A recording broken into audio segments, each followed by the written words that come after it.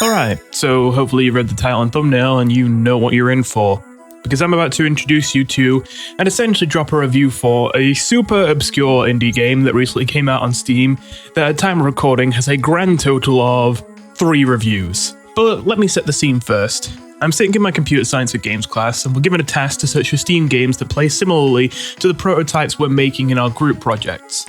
And after doing this for a bit, there's a bit of a lull in the pace of the lesson, and I feel the urge to spend some time doing extracurricular searching, shall we say. You see, almost randomly, literally like 3.5 years ago, I remember just getting this sudden urge to play a good old-fashioned RPG. No tricks, no gimmicks, just some turn-based strategy goodness. To be honest, I really probably should have just played any of the multiple classics I'd never tried before, like Chrono Trigger or any of the Dragon Quest games, but I didn't. I had this urge to try something a bit more obscure, but ultimately still a good old-fashioned RPG. I didn't like the idea that I wouldn't be discovering anything new by playing one of the classics, that I'd be walking well-worn territory, rather than finding something more underappreciated. And when I first got this urge, I expected it would be pretty easy to find a slightly more obscure but classic-feeling RPG. That being said, I opened up Steam and started scrolling down the list of RPG games. And I discovered that the RPG category is the most blighted hellscape Steam has to offer.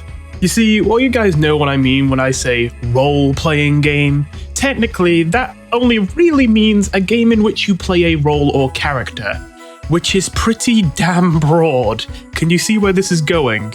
If you select the RPG category on Steam, you will almost certainly not get what you're looking for. You will be assaulted with a barrage of action, adventure, and FPS games that just so happen to have mild RPG mechanics like character stats, and so it gets filed under RPG, just to add another tag to the list. When you sift through all that, beneath that you'll mostly find PC ports of mobile gacha games, and when you sift through that, you'll see anime softcore porn games. And when you sift through that, you'll see anime hardcore porn games. And just when you think that you found something, you'll realize that what you're looking at is a D&D campaign maker, not the classic RPG you were looking for. I don't think there is a single category on Steam less helpful than the RPG category, thanks to how stupidly broad the term has become. The only real, actual RPGs you will find for the first couple hundred listings will all be Persona and Shin Megami Tensei games by Atlas. Hell, I literally saw every single Persona DLC item listed in the results before I found a single game that met the criteria for what I was looking for. The DLC, not even the actual games. Back then, when I got that initial craving, after a long search, the best I came up with was a game called Virtua Pet. It certainly met the obscurity quota, but it didn't really satisfy me. It was basically a combination of Pokemon and Tamagotchi, with very basic and one-note combat, and a bunch of real-time obligations to take care of your pets that really turned me off the game. It always nagged me that I was never able to find what I was looking for back then, and every now and then I'd feel that craving coming back. For the longest time, I was able to quell it with Atlas games like the Persona and SMT games I mentioned before. Side note, Digital Devil Saga is the greatest turn-based combat I have ever experienced, and I highly recommend it. But still, those games were a bit more unique, and not necessarily the by-the-books but solidly crafted experience I was looking for. Over 3 years later though, I'd feel that urge again while sitting in this class, scrolling through obscure Steam games. And so, with nothing better to do, I began scrolling through the RPG section to try and find something to satiate that urge once and for all. After scrolling, and scrolling, and scrolling, and scrolling, and scrolling, and scrolling, and scrolling, and scrolling, about 400 or so listings down, I finally found something that looked like what I was searching for. Admittedly, I nearly scrolled past it because of how much it looked like a generic RPG. But I'd nearly forgotten, after this much scrolling, that generic RPG was exactly what I was looking for. So as long as the game was also tightly made, this would be exactly what I was looking for. And that game was Dark is the Void. I was a little apprehensive at first. I was glad I'd finally found something that actually fit the description for what I was looking for, but I was worried about the quality. The art was just so generic on first glance that I worried whether it might have been just stock assets, which may have indicated this game was just thrown together lazily. But then, I watched the gameplay in the trailer and actually started to feel far more intrigued and hopeful. You see, as many of you already know, I also have a dream game of my own that I hope to begin working on soon. A game heavily inspired by Undertale, but adding more in-depth RPG mechanics and a slightly darker but still heartfelt story that gets heavy focus. That game being Null and Void. and I want to take a small tangent to talk about it right now for reasons that will relate back to this game. Now, usually gameplay is the first thing you think of when it comes to dream games, but in this case specifically for me, I actually dreamt up the world, story, and characters first, and for a while just ran with the idea the gameplay would basically just be Undertale 2.0. I did eventually realize though that the gameplay needed a bit of its own flair and would warrant some thought. So I went back and forth on a lot of concepts, but eventually I settled on one. That being, I plan to have a bit more of a mix of Undertale-like acting and much more in-depth RPG combat, even when going for a good ending, but to make it stand out a little bit more, I wanted to mess with the turn-based formula. Nothing that would have to be too flashy, just something to polish things up a bit and make the pace of the gameplay feel like it would match the implied intensity of the battles. Now, I don't think it'd be wise for me to turn this video into an in-depth explanation of the planned combat system for the game, but essentially the ideas I wanted to play with was make it so that not every character would just be taking one turn at a time in a predictable pattern, and making it so that something would exist to pressure you to decide fast on your turn so that you couldn't deflate the tension of a battle by stopping for 2 or 3 minutes to calculate your next move. Now, I felt that was worth bringing up because the thing I saw in the gameplay trailer for this game that caught my attention is that this game similarly does not have a turn-based system. Battles are done in real time. Targets are selected in real time. Auto attacks are the only things which act in a way even approximating turns in this game, and abilities are chosen and activated in real time, only with cooldowns. I understand that this idea seems really simple, but I have to ask you, can you think of a single game that has done this before? It's one of those things where it seems so obvious that surely someone's done it, but at least speaking for myself, I can't think of a single game that's done this before, and I've always wanted to see a game that had done this. So obviously, needless to say, I'm fully on board with the concept. You really don't realize how much infinite length turns to stop and think deflates the tension and fun factor of a strategy game until you play something like this and experience what it feels like to instead have to make constant snap decisions about complicated moves and mechanics on the fly, or risk losing DPS or not reacting in time to a devastating enemy attack as a result of you mulling around too much on the exact mathematics of the move you're about to use. One thing I hadn't even considered until I played it myself too, is that now that there are no turns, only cooldowns, you also can now choose to use any party member's abilities at any time in any order, so long as they're active. This not only allows for optimizations in situations where the order of moves matters, but also really tests your multitasking skills. You would be surprised how easy it is to get sucked into frantically juggling and optimizing the effectiveness of the cooldowns of 3 of your party members, only to realize you're over a minute into this fight and your 4th party member has just been sitting there doing nothing the whole time, because you literally just forgot to use any of their valuable cooldowns and got so tunnel visioned by the other 3. So yeah, the promise of real-time battles and decision-making reeled me in, and I downloaded the demo the second I got home. Quick aside before we carry on, the name similarity between Dark is the Void and Null and Void is apparently a complete coincidence, considering I just discovered this game 2 weeks ago, and I had the idea for Null and Void over 3 years ago. And if you count when I just had some odd character ideas but not an idea for a full game or story, that becomes 6 years. Though then again, apparently this guy's been working on this game since 10 years ago? This is a complete tangent, but I'm actually kind of creeped out by how many people apparently had a similar idea. Not only this game being called Dark is the Void and being set in a place called the Void just like Null and Void, but also that one of my friends I met on my course told me about his dream game and it was also going to take place in a place called the Void as well. And now I have to live in fear of the fact that there is no such thing as originality, but I mean, what else is new? But at least on the bright side, it seems like we all have very different ideas of what the Void would be. In that friend's game, it was more like a multiverse where worlds collide. In this game, it essentially acts as a hub world riddled with portals to the torn fragments of the real world, and in Null and Void, the idea is that it began as a true void, as in simply a world where nothing exists, and was meant to stay that way forever, but at some point, somehow matter enters the void, and slowly an entire new world develops at the bottom of it.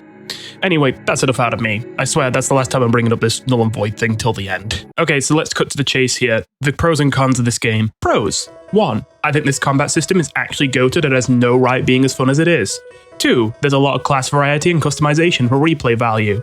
3. The vast majority of classes are quite deep, even the basic ones being more moderately complex by the standard of most RPGs rather than truly basic. And 4. This game is challenging, but fair.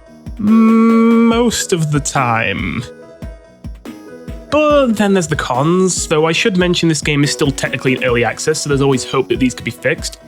1. Gotta address the elephant in the room first to begin though. The game crashes relatively frequently, usually every couple hours of gameplay. It's thankfully bearable since the game autosaves after literally every single battle, so you rarely lose much progress, but it's still pretty infuriating and takes you out of the action. 2. Bugs like the ally pathfinding clearly being very poor, the party members displayed in the top left sometimes being from another save file instead of the ones that you're playing on aren't the end of the world, but the bridges that extremely frequently just do not work and invisible walls all over them is pretty inexcusable. And remember how I said that sometimes things from the wrong save files are displayed? It turns out this game has a lot of issues with multiple save files.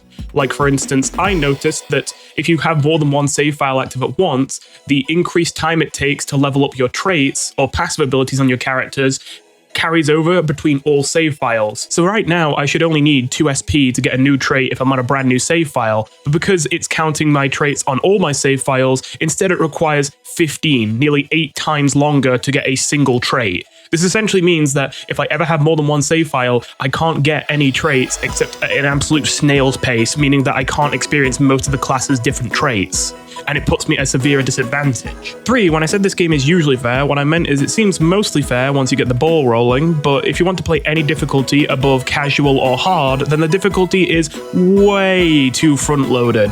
The first area of the game is near unbeatable on Nightmare, Void, or Impossible difficulty, but every area beyond seems to slowly get progressively more reasonable if you do try one of those harder difficulties. Seriously, it's near impossible to beat the quote-unquote tutorial area of the game on basically all of the difficulties that aren't casual or hard. Seriously, if you pick any difficulty above hard, essentially you're going to be rolling the dice to get through the tutorial area of the game until you get a lucky run.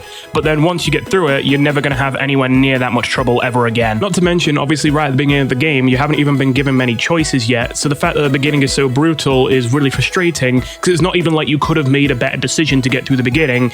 No, you just have to kind of get lucky and cross your fingers. 4. There are way too many classes in this game for me to fully experience every single one and test out every single skill. I acknowledge that, but from what I played, I do feel like that the balance is off, though there's a bit of nuance to get into there that'll take a bit, so I'll get back to that point in more detail later. 5. This game is sometimes good at explaining things, but usually not. I want to emphasize that I don't think this is an issue of how complex the game is, though. I like how complex it is, and the last thing I want is for the mechanics to be dumbed down for the sake of simplicity.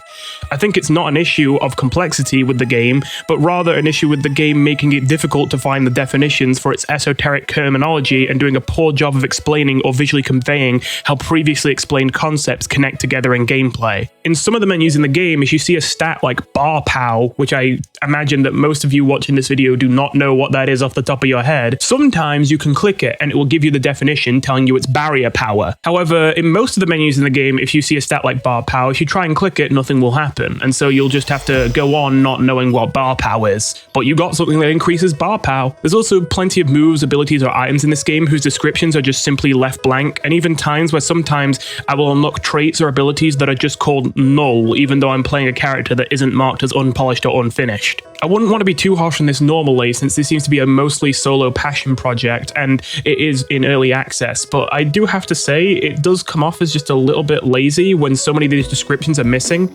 I'd understand if it was something really difficult to do, but it's not that hard to write a description for the abilities you put into the game. If anything, it sounds like giving yourself more of a headache than is necessary by adding a bunch of abilities into the game, leaving them for ages with no description, and then having to come back later, memorize what you programmed them to do, and then rewrite the descriptions. 6. The art ranges from fine but unimpressive to pretty amateurish and ugly. There is a certain charm to it, and I don't want to rag it on it too bad, considering I'm pretty sure just one guy did it, but still, it affects the experience, so it kind of has to be said. And 7. Despite the sound effects actually being surprisingly alright, the music, frankly, is kind of awful. I recommend playing with the music muted and listening to something else in the background. So yeah, that's quite a lot. I'm gonna get more into those points, but my one-word summary on this game is potential. I like the combat system a lot. I appreciate the complexity of the classes, and I think there is really a lot of amazing game buried somewhere underneath all this. That being said, as much as this game has captured my heart and my interest, I do feel like I gotta be honest with the dev. It brings me absolutely no pleasure to say this, especially knowing there's actually a decent chance they'll be watching this, considering I am currently the only person who's made a post on the Dark is the Void subreddit, and it was to ask for a link to the Discord because the one listed on the Steam page expired. Don't worry, buddy, I've been there too. I made that mistake with my Discord too. Anyway, it brings me no pleasure to say it, but for as much as this game has caught my interest, I've got to be honest with you. I think this game is going to be a fucking tough sell without some serious polishing if you want it to take off. My first impressions of this game really weren't good. The depth of the combat and the classes is something you can't see at first, but you know what you can see at first the moment you boot up the game? You can immediately see the subpar art. You can immediately see the lag spikes when loading new areas. You can immediately see the cryptic walls of text, and you can immediately see your party members spazzing out trying to follow you, and you can immediately hear the music. I really hate to say it because I know I'm talking about a solo dev with a single artist and a single composer, but it makes for a very poor first impression, and after my first hour of playtime, I was actually planning on leaving a negative review, and I only came around on the game after a couple more hours in. Now, I do like the game a lot more, but even still, time for the big reveal, I guess. I haven't actually bought it still. I'm still playing the demo here in this footage. It includes the first 4 areas of the game, which is honestly pretty long. It's about just over 4 hours of gameplay, so it's pretty generous for a demo. And considering how many classes there are to try, whenever I hit the end, I just reset on a new save file on new difficulty with new classes and keep going. Of course, there's still a whole lot for me to experience there. Now, the game is only like £8, so I might pick it up at some point, definitely if it goes on sale, but I have to admit, as much as I'm enjoying the demo, I'm a little apprehensive about buying the full version until I see more glaring technical issues like the frequent crashes addressed. Again, it's still in early access, that's likely already a top priority. I'm hoping to see that fixed in the near future, and again, I do like the game, it might feel at times like I'm being pretty negative here because I'll spend a lot of time complaining, but it's not that there isn't a lot to appreciate here, it's just that what's good is simple and can be expressed in a couple sentences, whereas what's bad is messy and will likely require a couple paragraphs of explanation. Not to mention, I ultimately only complain so much because I care in the first place and can see how much better the game could be. With that said, the lack of polish is mostly a problem with the optics of the game rather than the substance, so how about we get more into the substance and the problems that can lie there. Oh yeah, I should probably mention this at some point. Play the tutorial if you do try this game, because I thought I could get away with skipping it at first, and I could not get away with skipping it. I had to go back and, well, play it. Speaking of which, to be completely honest, I went through most of this video not explaining some basic mechanics, and I've realized after recording it I might need to explain some of these. So like, I tried to ignore explaining every bar on the combat menu because there's a fucking lot, and to be honest, to this day, I still don't know if I've really figured out what all of these bars mean, but I'll go over the important ones that you definitely gotta know. So these 4 tiny red and green bars on the enemies, these are your threat meters, and it indicates which party member they think is the most threatening and therefore are the most likely to attack. The yellow bars beneath everyone are their AP or action point meters. Essentially your quote-unquote super moves, I guess, consume AP, generally stronger, more powerful moves that characters are really built around, and enemies have them as well. Your basic attacks are done automatically, like your normal hit the enemy, literally are just done automatically, you don't even have to press the button to do that because obviously it's an auto attack. But these super moves are done using AP. The main difference between MP and AP is that with MP, of course, you can conserve it for the next fight. Using less MP in one fight means that you have more for the next, whereas with AP, it just starts at like a low number for every single fight. It can be raised from the beginning of a fight with an initiative stat, but overall it's something you passively gain over the course of a fight by doing damage and things like that, or doing healing. Basically think of it like ult charge in Overwatch. And one last thing while I'm on this topic, I forgot to mention in this review something that really annoys me, and may as well mention now since I just mentioned auto attacks.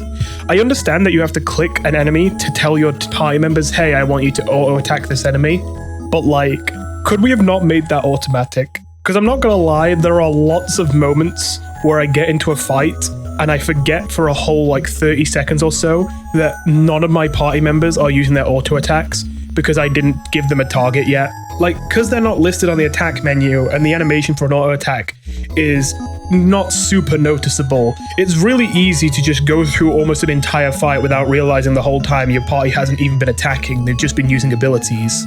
Especially because sometimes you can target an enemy, kill it, and then your entire party just stops attacking until you give them another enemy to attack. Again, I understand if you want them to target a specific enemy, you're going to have to do that manually, but you could have at least made it so if they have no target, they just pick a random one. I would have liked that. Or maybe another thing that would help is that whenever a target is selected by an ally or an enemy, it draws a line between the attacker and the defender. And that is a good mechanic, but the line basically disappears immediately after it first appears, even if that move hasn't triggered yet. and that leads to a lot of confusion for me. I guess that the screen would get a bit messy, but I would at least like it as an option to see through dotted lines of where things are targeted. Because one, that would make it easier to notice when no one on your team is targeting any enemies, because you'd see no blue dotted lines of your allies targeting enemies. And two, sometimes an enemy will start using an extremely long charge up attack, and when it first starts charging up, it will point at the person it's about to be used on. But in the chaos, like I'm setting up a bunch of other stuff, I see that he's going for a big attack, but I don't see who it was targeted at in time before the line disappears. And I see the bar filling up and I see, oh, they're about to use an attack that's going to one-shot someone, but I didn't see where the line was pointing before it disappeared, and now I don't know who's about to get one-shot. That's been an annoyance too. Anyway, time for me to cut back to my past self wherever the hell I interjected this whole section. So, Dark is the Void follows the conventional 4-member team, with each member of your team belonging to classes of your choosing and fully customizable appearances. In true Overwatch fashion, the characters are split into 3 main roles: the tank, the healer, and the damage dealers. You can select any combination of classes, but the game does recommend you run 1 tank, 1 support, and 2 DPS.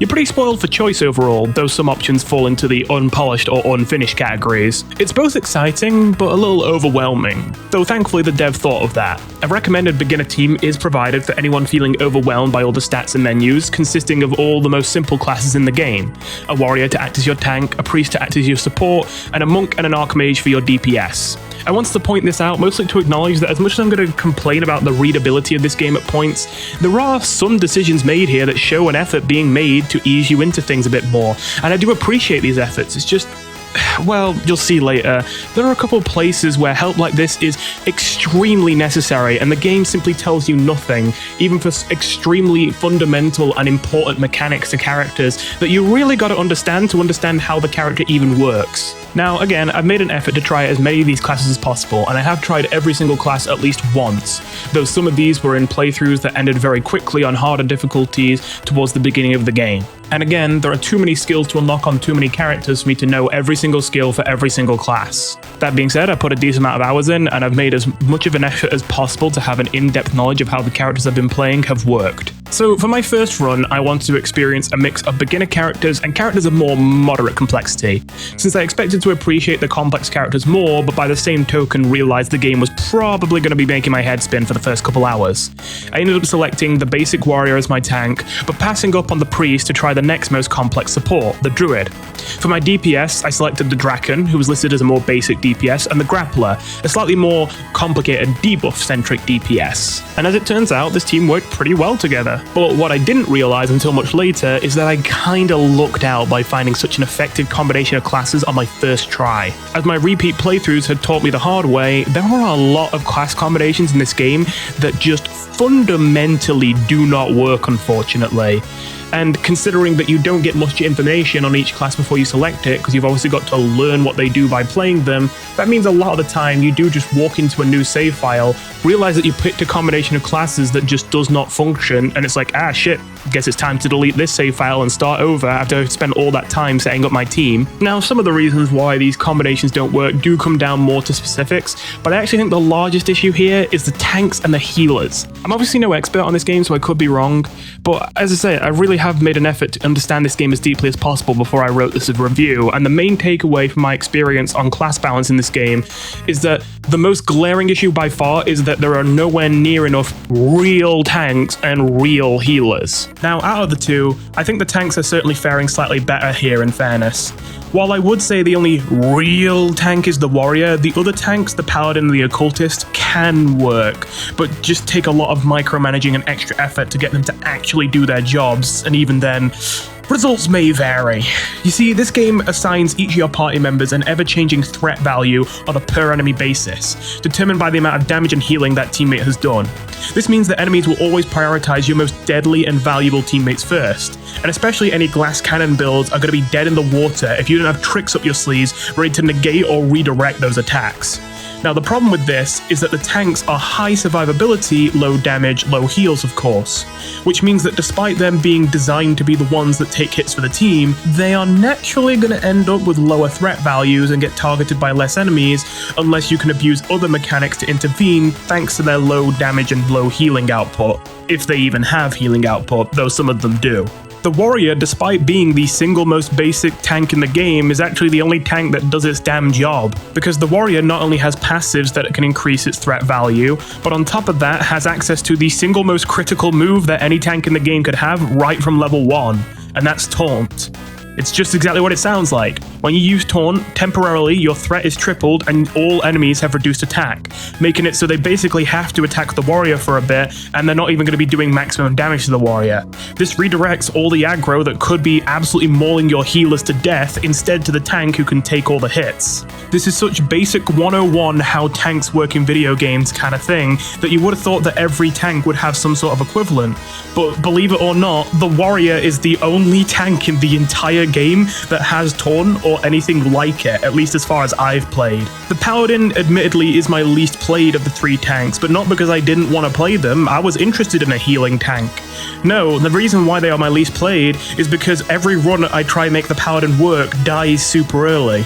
In fact, I've done more runs with the Paladin than any other character. It's just, I haven't been able to get him to fucking work. Now, due to how short-lived all my runs with the Paladin have been so far, I also haven't seen all of their skills or anything, but I've seen as many as I can, and from what I've seen, the Paladin doesn't seem to have a single move which increases threat, not even a passive.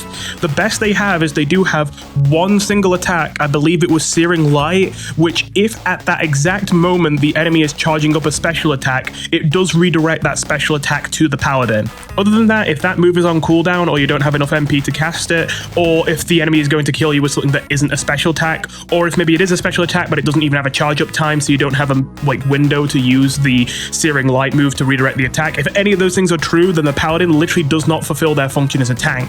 They never generate enough threat to actually be the one taking all the hits, and so you spend the whole game scrambling to keep your healers alive because they're being hard focused while your Paladin's just sitting there not getting hit at all. Which is especially bad considering that most of the Paladin's value is through their Holy Shield ability, where they're supposed to get hit by enemies, because if they have stacks of Holy Shield, the enemies take holy damage back in return, and also the Paladin gets partially healed for enemies hitting them. But if the enemies never hit the Paladin, then the Paladin just sits there doing nothing, just being a really underpowered healer. So yeah, the Paladin seems really bad from what I played with them. The Occultist, I'll admit, fared a little better, but even the Occultist didn't do great.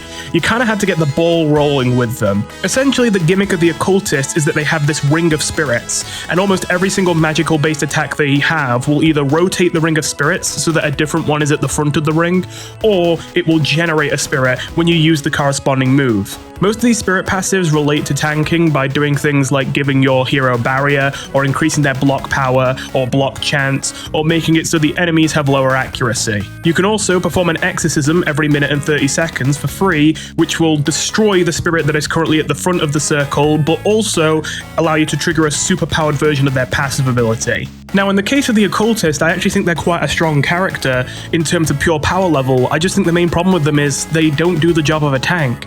Yeah, they're pretty strong, they do a lot, they have a lot of debuffs at their disposal, and they seem to have a lot of power packed into them if you can micromanage them correctly. They felt really good to play in terms of dealing damage and debuffing enemies, but they didn't feel very good in terms of getting the aggro off of my supports. I've been using the Occultist for half my playtime, since the save file that I spent the longest time on is the one where the Occultist is my only tank. I've unlocked many moves for the Occultist, and I am still yet to see a single move in the entire Occultist kit which increases their threat, meaning that once again the Occultist never takes any aggro away from any of your other teammates, meaning that my supports are constantly being hard focused. So you might have expected that the Occultist would be even worse than the Paladin if at least the Paladin can redirect attacks on the odd occasion, but the Occultist can't even do that? How the hell could they be better than the Paladin? Well, besides just simply doing more as a teammate, even if they don't do as much as a tank specifically, the Occultist, in fairness, does work once you get the ball rolling, though it's very unreliable. Essentially, because they don't generate enough threat and have no taunt move, they don't really act like a traditional tank. However, their accuracy debuffing on enemies does seem to be quite deadly. Once I got over a certain threshold, the Occultist actually did become a very effective tank, but not because they were tanking the hits, rather that when combined with the Bard, they were doing so much to reduce the accuracy and effectiveness of enemies, that to the enemies, my entire team may as well have been tanks. And don't get me wrong, that was a powerful strategy, but once again, it kind of didn't even really seem like that was the Occultist doing their job of being a tank. That's just the Occultist chucking a bunch of debuffs on enemies to the point where they can't really be enough of a threat to kill my healers, but not really them tanking hits for the team. Again, I haven't tried the Wind Dancer yet, who was in the Unpolished category, because they're not finished. And again, I wanted to narrow down the amount of classes I have to deal with for this video. But yeah, it really did seem like if I wanted a tank that would actually do their goddamn job, I could only pick the Warrior and no one else. It feels like you can maybe make the Occultist work once again if you can get the ball rolling. The beginning of the game will be hell, but after the beginning, if you can get enough accuracy debuffs on enemies, they can kind of do their job indirectly, just through pure debuffs. But if you're going with the Paladin, it just seems like, yeah, you're just picking not having a tank. I'd also like to add that I have now, while getting footage for this, played the Wind Dancer, the Unpolished tank, as well as the Unpolished healer, the Timelord, which we'll get to later. And I will say I actually did thoroughly enjoy these classes. I thought they were very well made, and I will say that the problems are less present on those characters. For the Wind Dancer, again, since the main problem with tank is generating enough threat, as you might have guessed, I've enjoyed the Wind Dancer a lot more because I feel like they actually do generate enough threat to do their job. Their gimmick is that essentially they are a tank that survives based on evasion rather than pure health or damage reduction, and they simply have a single passive which just makes them far more functional than the Occultist and the Paladin as a tank. That being that every single time an enemy misses an attack, it increases the threat value of the Wind Dancer, making it harder and harder for the enemies to target anything other than the Wind Dancer. Combine that with a couple debuffs that can help keep the amount of incoming damage low while the threat isn't high enough on the Wind Dancer to be able to redirect the aggro early on when enemies haven't missed any attacks yet. And you got a very functional character, especially considering how powerful these debuffs are. You got an AoE stun, which is extremely powerful, and it's just on a 1-minute timer, which I hate to say it because I love being able to do it, but I have to admit that might be a little bit OP. 1 minute, like, just no MP cost, nothing, not even AP. Just every 1 minute, you just get an AoE high wind damage stun. That's pretty insane. To put it in perspective, the Engineer has a move that is basically just a stunning attack that is pretty good, and it's on a 3-minute cooldown. And that's just a single target stun. And aside from that, they also have Arctic Wind to significantly slow down the movements and attack speed of enemies. So for as much as I've complained here, I do have to give a big thumbs up to the Wind Dancer. That being said, now we're going to move on to the healers, so I'm going to go right back to complaining. So what's the problem with the healers in the game? Well, there's 5 of them in total. The simple healer is your priest. You got 3 moderate complexity healers, the Druid, the Inquisitor, and the Timelord in the Unpolished category. And finally, you got your complex healer, the Bard. The main problem is that very, very, very few of these supports are actually designed to be able to have enough healing to keep up an entire team, despite the fact the game recommends you to run only 1 healer. So I guess let's go in order.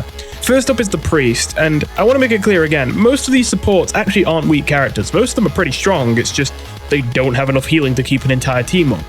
But the Priest is an exception. I'm not gonna lie, the Priest is the only character in this game that feels so ridiculously, ludicrously underpowered that I genuinely wonder how they even, could be left in this state without getting significant buffs. Now, I will admit, I haven't seen that many of their moves because, well, Priest has just done so awful every single time I've tried to use them.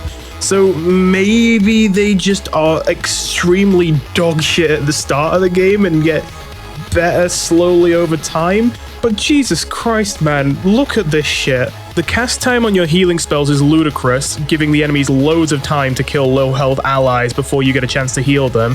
Even once you spend both MP and cooldowns to be able to heal people, you barely heal a quarter of their health bar at the start of the fucking game when people have the least amount of health. The Priest is one of the supports in the game that basically has no offensive capabilities, and unlike many of the other options in the more complicated slots, they actually have basically, for the most part, no buffs or debuffs either. They literally exist to be nothing but a heal bot, and yet despite that fact, even though healing is all they have, and they have no other value to the team, they still decided to make their healing cost MP, have cooldowns, have extremely long cast times, and then not even be that powerful. So yeah, it's probably clear enough by now, but I think the Priest is absolute dog shit and basically unplayable.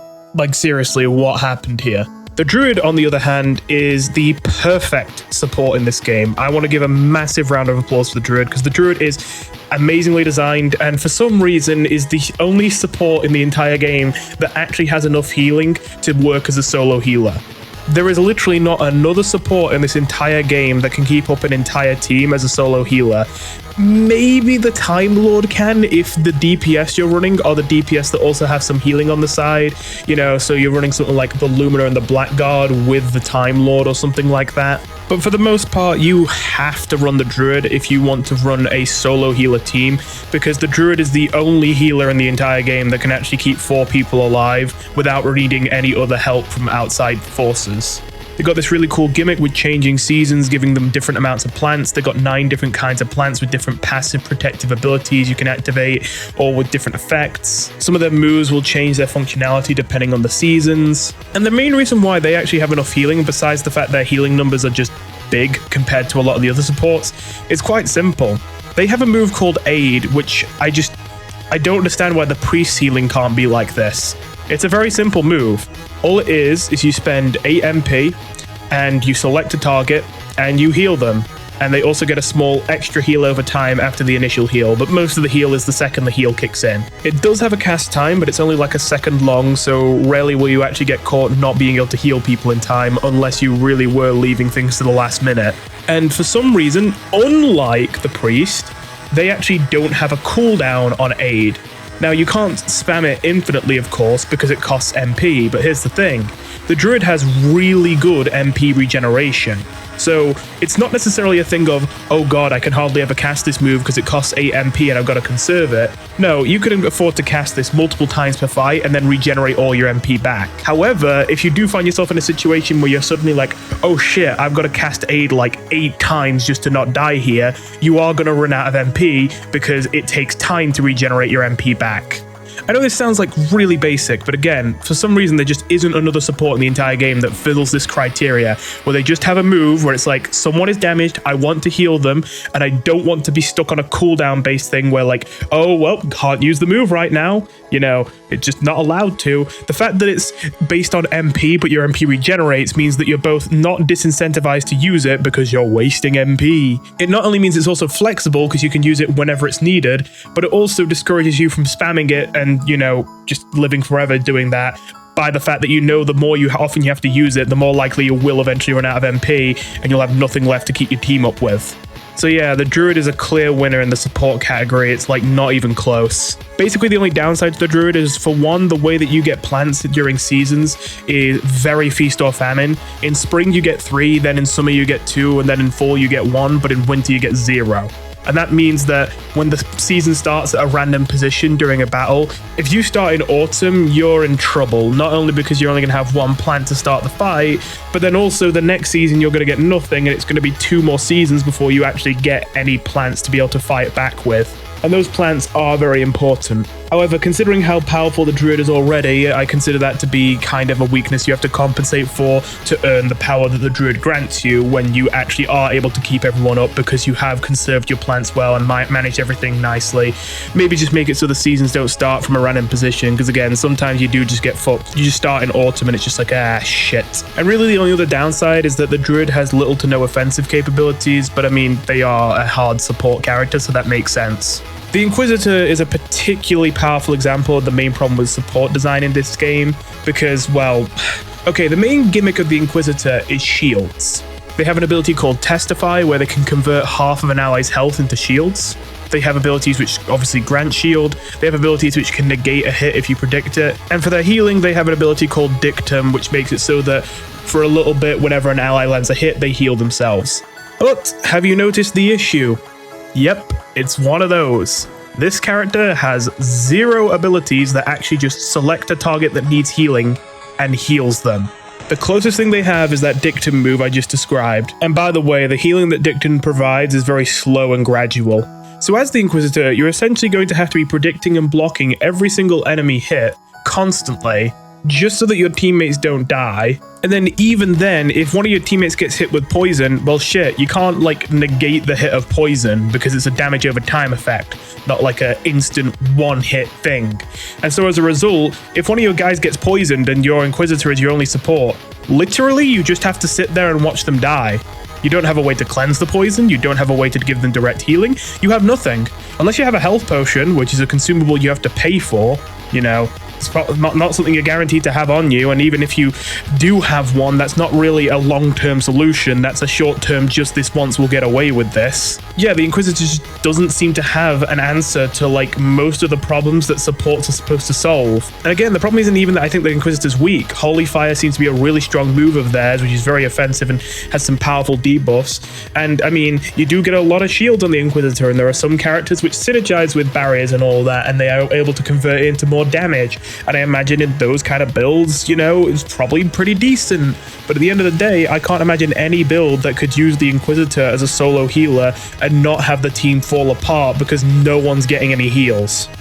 The Bard is kind of more of the same. They have a lot of offensive capabilities considering that they're a support, and they also have access to an insane amount of buffs and debuffs. And they are extremely fun to play, and I really do like them, but at the end of the day, when you first get them, the only way they can heal is an extremely small AoE heal, which mostly just provides a buff. It's not even really done for the healing.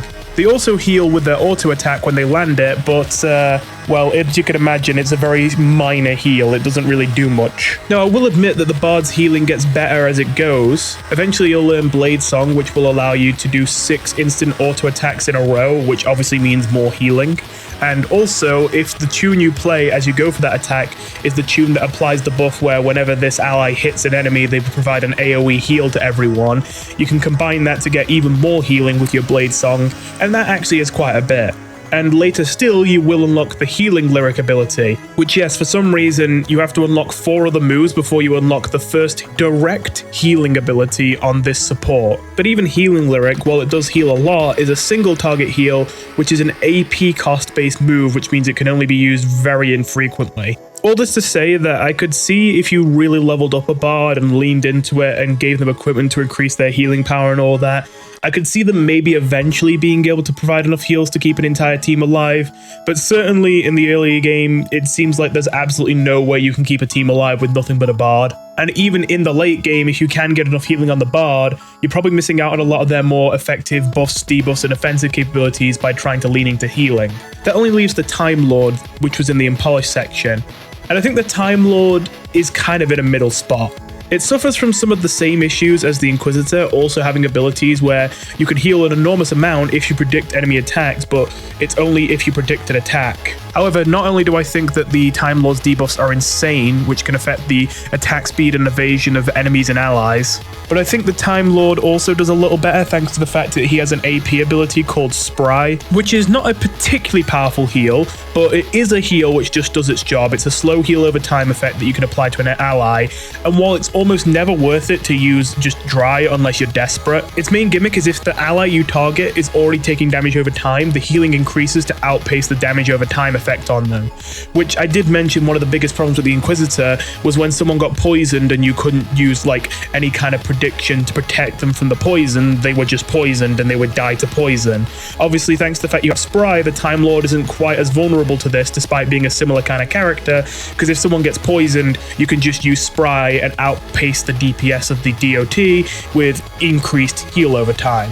I still think the Time Lord does not have enough heals to keep a whole team up without outside support, but I do think the Time Lord is the closest they've gotten to making a support aside from the Druid that's able to keep everyone up. Still, it seems to me that if you're not going to run the Druid, you basically have to run 2 supports every run. And you see, that's a bit of a problem with the game. There's a lot of DPS characters in this game because of the fact that you're supposed to be running 1 tank, 1 healer, and 2 DPS. But there's not a lot of tanks and not a lot of healers. And I'm not gonna lie, I have to use healers more than anything else. Again, most of my teams are 1 tank, 2 healers, 1 DPS. And as a result, it kind of makes it feel like I don't have very many options for different characters I can run.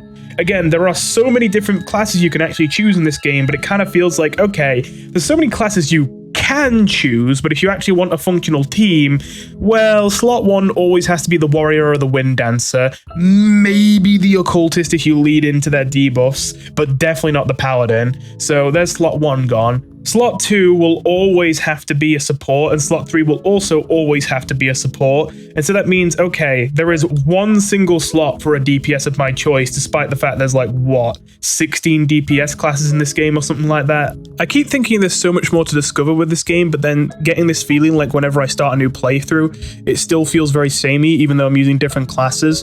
And I think it's because I feel like I'm completely tethered down to this idea that I just have to run these characters to have a functional team right now. Which brings us on to the DPS, though I have to be honest, kind of have the least to say about them, like a lot less. You see, again, I don't really think for the most part there are too many problems here with stupid, overpowered or underpowered classes. There's only a couple I can think of which might fall into those categories, which I've already mentioned.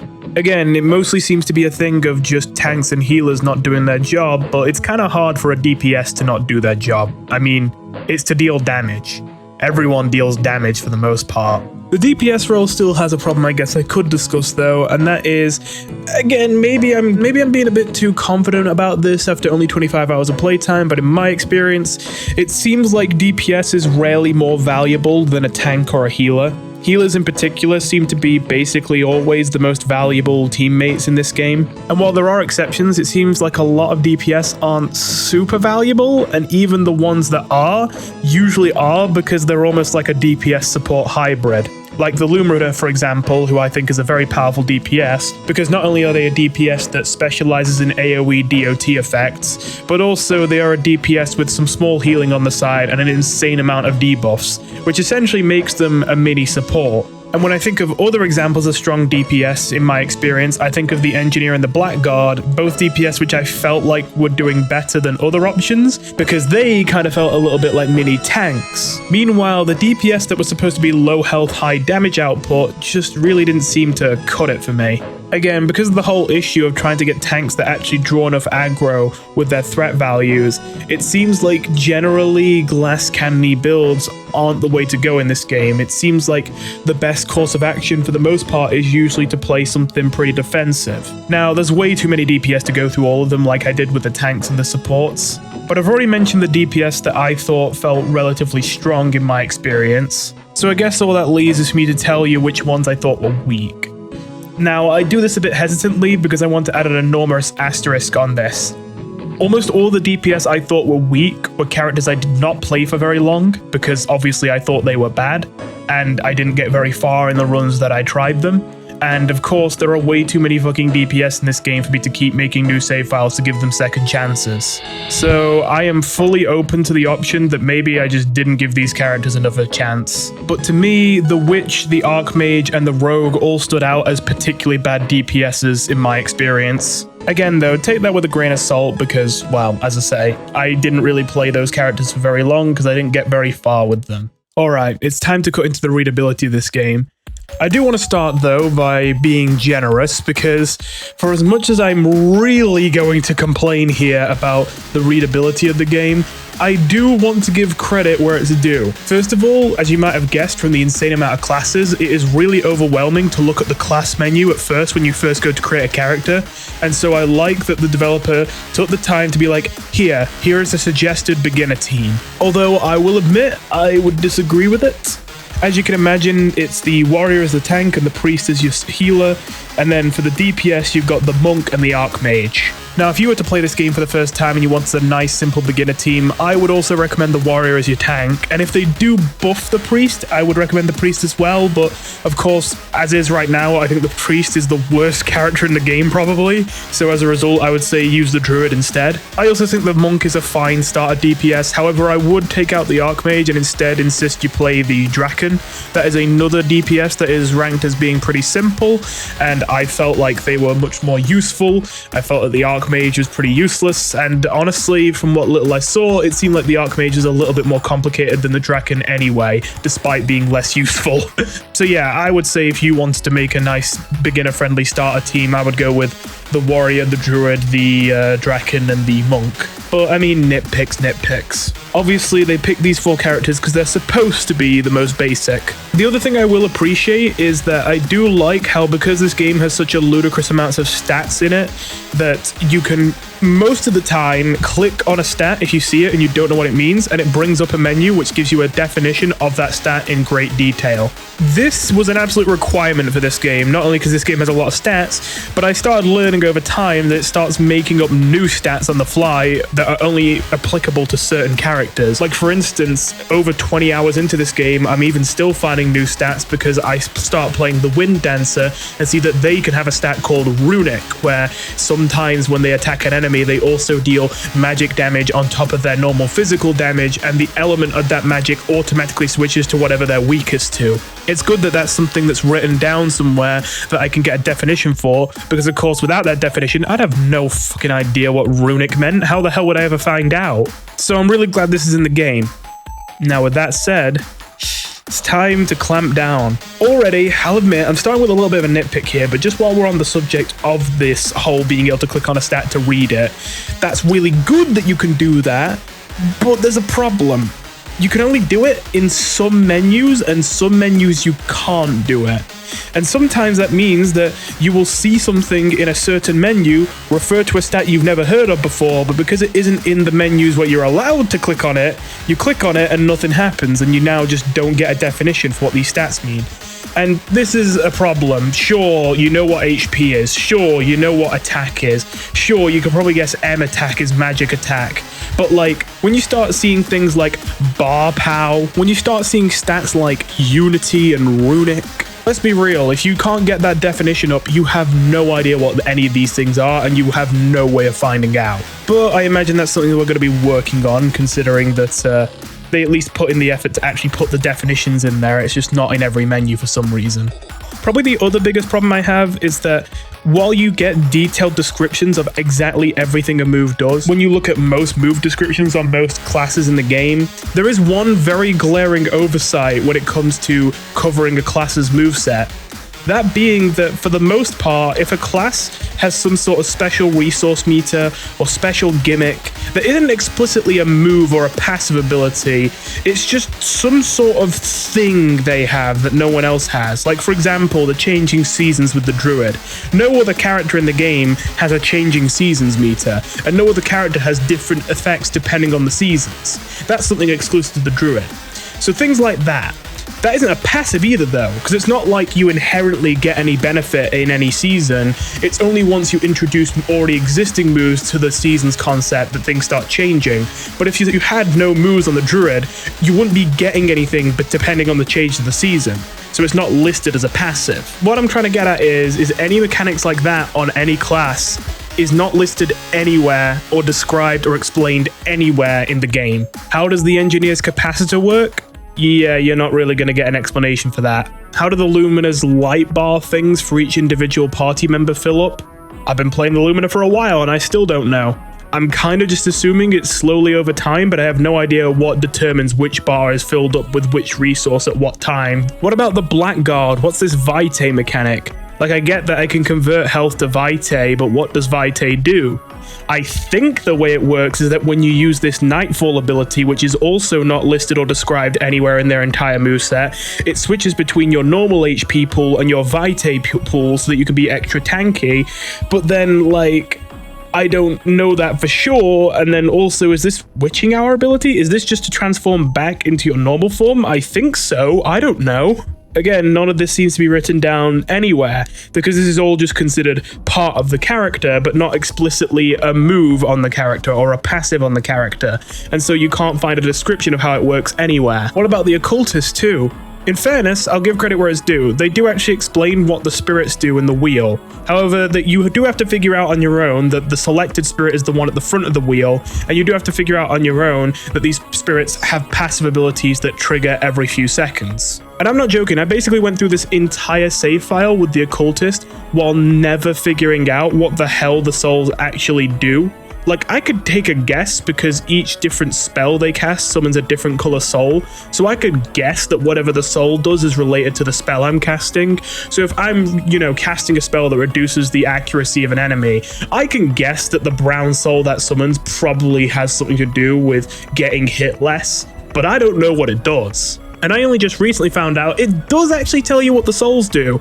I just didn't realize because of how clunkily it was written down. I actually was confidently going to say that the game does not tell you anywhere before I had to re-record this section. As it turns out, since I mentioned spells summon the souls, in the descriptions of the spells, it does actually tell you what the souls do. But the reason why I didn't realize is because it doesn't tell you, hey, this is what the soul does. It tells you, hey, this is what this spell does.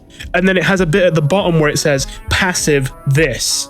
And what it doesn't tell you is the passive ability of the soul that it summons, which it didn't tell you about. And remember, when I'm first reading these moves, I don't even know that the souls have passive abilities. I don't even know if they just sit in the ring until I use them, or if they're actually doing something while they're inside the ring. So I can understand how from the developer's point of view, it might have seemed like, well, obviously the passive section means the spirits. What else would it be talking about? You're in the active ability section. It wouldn't be talking about a passive ability. But again, I don't even know the spirits have passives yet, and you didn't tell me this is what the spirit does. You didn't put anything in there that tells me this is what the spirit does, and that's obviously why to me this seems extremely confusing, and it literally took me hours upon hours to figure out this is supposed to be telling me what the spirits do. Oh, and on that topic, I would be remiss to not bring up the fact that skill chains are everywhere and never explained at any point ever. So this game has a mechanic called skill chaining, and there are multiple classes with foundational defining abilities that rely on the skill chain mechanic. And yet, as far as I've seen, there is no explanation of the skill chain mechanic anywhere. So what I'm about to say is my current understanding of how it works, but I have no idea if it's true or not. Some skills in the game seem to have a weird, I think it's supposed to be a chain icon before the name of the move. And if it does, then that means that move can be used in a skill chain to extend it or as a way of starting a skill chain. And I believe the benefit you get from a skill chain is increased damage for each move in the skill chain. In fact, there are a bunch of stats like Unity that are special stats that only affect skill chain benefits. So it seems relatively simple, right? You hit an enemy with a skill chain ability, and then you select another skill chain ability immediately afterwards, and you now have started a skill chain. And you keep doing that until you run out of abilities with the skill chain icon to continue the chain. That's what I think it is. But here's where things get complicated. For one, as far as I can tell, you basically get no visual indication if you actually successfully skill chained or not. Not unless you're using a move which just flat out does nothing if not skill chained, like the Lumina's Eclipse move. So here's a question. What the hell is the time window on a skill chain? I have no idea. And I don't just mean it's not clear when you've actually successfully performed a skill chain because you don't know how long you have in between moves before the skill chain is broken, and there's no visual indication of when the skill chain has been executed successfully. Beyond that, you gotta remember that most skill chain moves also has cast times. So how does this work? If I want to queue up a skill chain move that has an almost instant cast time, and a skill chain move that has a really long cast time, but I want the long cast time one to be the second one to activate, then what do? Do I just use them in order? First the quick one, then the slow one? Or will the cast time on the slow ability be so long that the window for me to skill chain will close and I won't get the skill chain, even though I did immediately queue the moves up one after another? Is that how it works? Would I then have to select the move that I want to use second first because it has a longer cast time, then use the shorter cast time ability, and then have the cast time complete for the longer move to get the skill chain to work in the intended order? Is that what I'd need to do?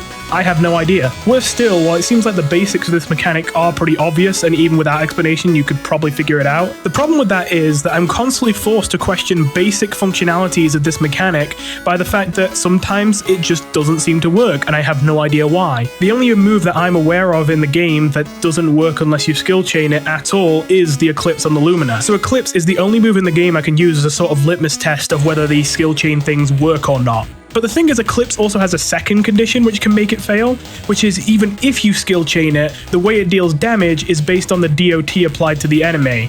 But if they have no DOT effect on them, then they don't take any damage and the move fails as well, even if you skill chained it. But the thing is that the Lumina also passively deals DOT to all enemies at all times.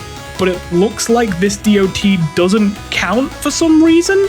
So now I just have no idea what counts. I have no idea what DOTs count and what don't. And so sometimes I use Eclipse and it feels like it just randomly decides to say failed, even though I'm pretty certain I skill chained and I'm pretty certain the enemy has a DOT effect on them. But because it could be either one of those things that's messed up, or maybe the DOT I have applied to them just doesn't count as one of the DOTs it likes, now I have no idea what the problem is, whether our skill chains actually work the way I think they do, or if I have this completely wrong, and the fact this even works sometimes is complete coincidence. Again, I probably wouldn't be as harsh on this if it weren't for the fact that there are multiple characters in this game whose whole identity is formed around skill chains, and multiple stats in this game which affect how skill chains work. So this is a huge mechanic. This isn't just a one-off, this character does skill chains, this one mechanic matters for this one character kind of thing. This is half the roster uses this gimmick, and you will regularly see equipment which is only useful to improve your skill chains. And yet you are never taught how they work. It is actually maddening. And I'm not gonna lie, this is where I'm really gonna get a little bit fucking mad. Sometimes I will see a move and... oh. Okay, what the fuck? Listen, there's times where I want to be nice this game, because again, I respect the grind, solo dev and all that, good gameplay, they clearly got their heart in it. But then there's some things where it's just, this is so easy to fix. I know that this isn't like this because you couldn't fix it with the time or resources you have. I know that this is like this because you just didn't bother to fix it. It is really frustrating when I'm reading through what a character does and I just get a blank box, because even though I'm playing a character that isn't even marked as unpolished or unfinished, they just have traits, passives, active abilities, mechanics, whatever, that just have no description. Or what about this? Even funnier. The Lumina. Again, this is not an unpolished or unfinished character. This is in the normal DPS class section. The Lumina, no joke, literally has a trait called Null that has no description.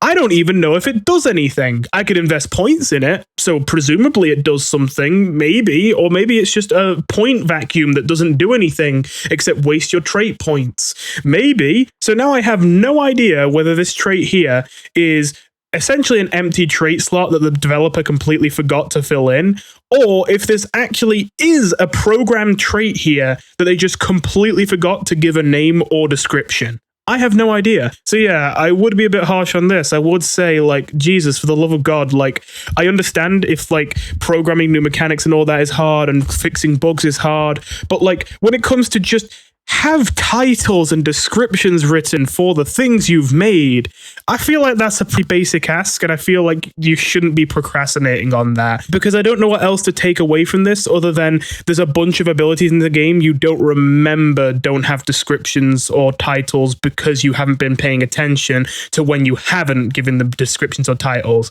Because I would think if you have characters whose traits literally say null and have no description or title, they should probably be at least in the unpolished section, unless you just forgot that they don't have traits. But enough about the classes. There's a lot more complicated things that aren't really explained about the overworld. So first of all, the overworld is absolutely swarming with collectibles, but the explanation of those collectibles vary.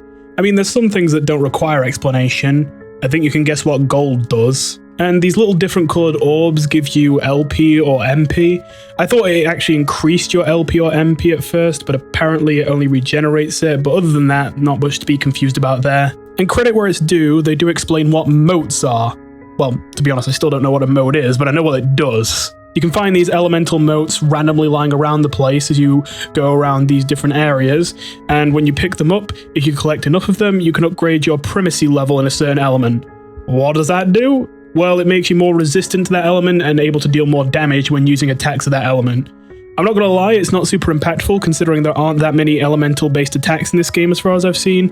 I mean, they exist, but like, there's just not that many of them. But I mean, I guess it's something. I would say that while I don't usually like restricting the amount of elements that you could have in a game, this game might have a bit too many, considering that, well, I mean, already it feels like these elemental things don't get a whole bunch of use, and I think a lot of that might be down to the fact that when you get an elemental mote, the chances that it's actually an element you care about are pretty low. Like, it's pretty common that in your entire team you only have one person who has a single elemental attack of one element. and it seems like by far the most common one is wind. So let's use wind as an example. If I have a team where there are no elemental attacks except a single wind attack, then for the most part I don't really care about primacy level on any element except wind. But whenever I find an elemental moat, it could be a wind, a water, an earth, a fire, a lightning, a holy, or a dark moat. There are 7 different elements it could possibly be, and only one of them are ones I would actually care about. And that's all without even acknowledging the fact that even once I find an elemental moat of the correct element, I don't just need one of them. Before I can even get any stat boost, I need 2 of them. And then to get the next stat boost, I need 3 of them, and then 4 and 5 and so on. So they don't feel all that impactful, but at least the game thoroughly explains what they do. That's more than I can say for some of these other ones. Obviously, over time, you start to pick up that these brown pot things have food in them, these blue pot things have potions in them, and for some reason, these bowls of water always have more charges of these 3 button things in the bottom left. They are never referred to or explained by the game, and you just have to use trial and error to figure out what they do. This is my understanding of what they do. One of them grants you temporary invisibility, which allows you to get the jump on enemies easily.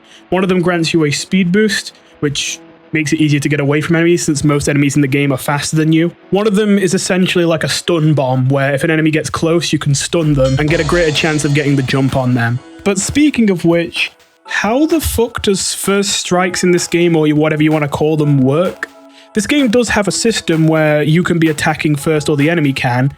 If you walk into a fight normally, you get a neutral situation where you both just start normally. However, if you ambush an enemy, then you get a boost to your AP from the very beginning of the fight, and you get a bunch of your cooldowns ready the moment the fight begins. And the reverse happens if instead you get ambushed by an enemy, where in that case, temporarily, basically every move on all your characters will have a cooldown on them at the start of the battle, so you won't be able to do anything except auto-attack for the first few seconds.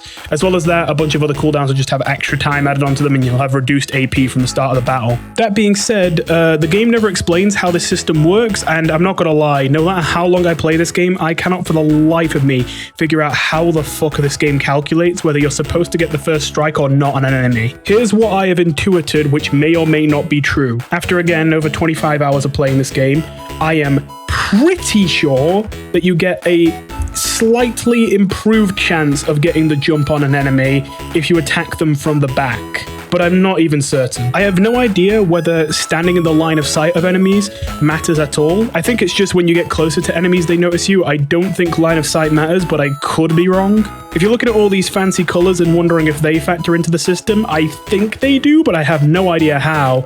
I mean, I'd assume green is good and red is bad, but I have no idea what yellow and blue means. And aside from a few rare occurrences where I honestly have no idea why, but I just out of nowhere get a first strike when I wasn't even going for one, it seems like it's near impossible to get a first strike without using one of these items. The chameleon oil, which grants invisibility, is probably the best of them, since it seems like the single most reliable way to get the jump on an enemy is to somehow encounter them without them ever realizing you're even nearby, which is basically completely impossible without the chameleon oil. Although occasionally when you get lucky and spawn into a new area, there'll be an enemy literally on the tile next to you, and you could just take one step into them and you usually get the jump on them, it seems. But yeah, other than that, you basically got to use the chameleon oil to do that. The stun bomb is also pretty useful. You seem to usually get an ambush if you encounter an enemy while they're stunned. However, I think you still need to go at them from the back, because there have been a couple times I've stunned an enemy and walked into them from the front, because I used to think you always got an ambush on them if they were stunned when you went into them.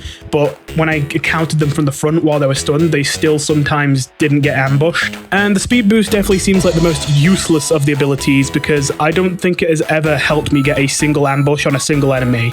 The only thing it's been helpful with is when I don't want to deal with an enemy, and sometimes I might be able to run past them using the speed boost without having to encounter them. But it definitely seems like by far the most useless of the 3 abilities. Beyond that, there's even more collectibles that aren't really very well explained. You can find shrines which give you buffs as long as you stay in that area for a certain amount of time that persist between fights, and you can find scrolls which do the opposite, debuff enemies as long as you stay in that area for a certain amount of time. However, when you go to see what the descriptions of these buffs or debuffs are, you get jack shit. Now thankfully some of these are pretty obvious. I'm gonna guess that Shrine of Protection increases my defense. But some of them aren't so obvious, and for those ones that aren't so obvious by just the name, there is no way to figure out what they're actually doing for you. Not to mention, I'm not gonna lie, I kind of forget these things exist more than half the time. But on a similar topic, it seems that alongside shrines and scrolls, there are also runes, which I think are in the same category? I think? Question mark? They're not explained. and they have no descriptions. So if you try to read about what they are, you're going to get nothing. By the sounds of their names, it sounds like they're things that are supposed to provide buffs or debuffs, but I don't know. I do want to make it clear, for as much as I'm cutting into the readability here, I'm not asking for a shit ton of tutorials. I imagine that's part of the reason why some of these things aren't explained, because the developer didn't want to make it feel like you're being forced to be handheld and all that, and put through a bunch of tutorials to explain every single mechanic in the game, especially because the game has a lot of mechanics. But like, you need to give me some sort of record of what things do. You don't have to force me to sit down and read it, but it needs to exist. All I would ask for is I want to see a little button in the corner of this game that's like, I don't know, got a little book icon, and it's basically just got explanations of all the game's mechanics. A real index.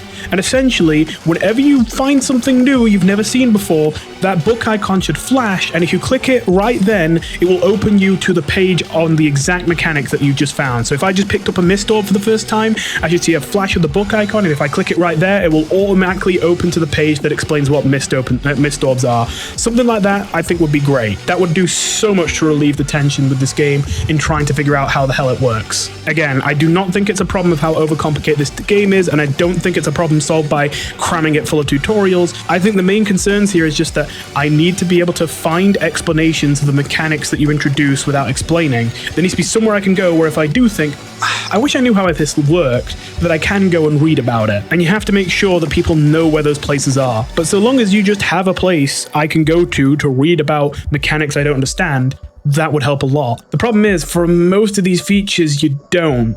And even a lot of the ones you do, they aren't super easy to find. Oh, on that note, there's one more mechanic I nearly forgot about the existence of.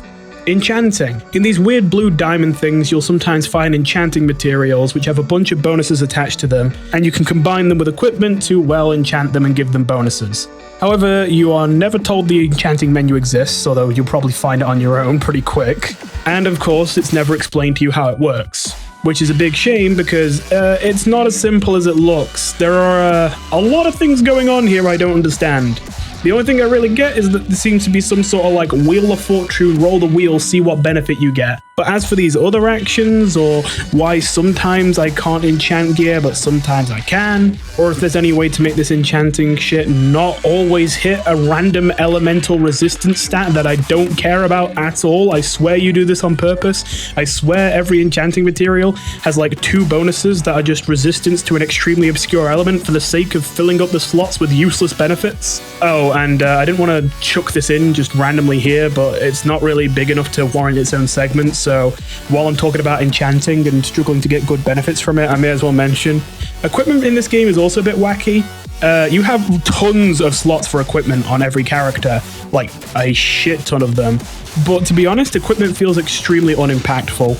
You'll grind for hours, and then after all the gold you saved up, you'll be able to buy 1 piece of armor, which doesn't even actually increase your defense or anything. It just has some other passive benefit that the previous armor didn't have, that's sometimes like, oh, you have plus 6% health, or your healing is increased by 10%. It's not nothing, it's just kind of underwhelming, especially because you have to save up quite a bit usually. This could potentially just be an early game thing, because again, I'm in the demo and I can't play the later areas of the game, but definitely as far as I've seen playing this game multiple times over, it really does seem like a lot of the equipment feels like it doesn't really have any real impact on the game. But with all that said, this video is getting pretty long, so do I recommend this game? Well, I mean, you know what I said earlier. As much as I love the combat in this game, I don't really feel comfortable buying the full version until more serious technical issues are fixed. Purely visual glitches I can tolerate, but glitches that actually interfere with the gameplay or hinder your progression are pretty frustrating. But let's be real, the big one is just, I really struggle to justify spending money on a game that I know is going to crash every 2 hours I'm playing it. However, of course, I do highly recommend the demo. I highly recommend you give it a shot, considering I really do think this combat is one of a kind and really enjoyable. And hey, if in the coming months this game does get cleaned up, a lot of the bugs and crashes get fixed, and it gets to a point where the game starts to feel pretty stable, I probably will buy the full version at some point. And hey, who knows, maybe it only gets better as it goes and I'll have a lot more good things to say by the end. But either way, that was Dark as the Void. I'm still enjoying this game and I'm still trying out all the classes. But yeah, I gotta say, I don't think it's 100% of the way there yet. But with that said, thank you for watching, and I will see you in the next one. Goodbye.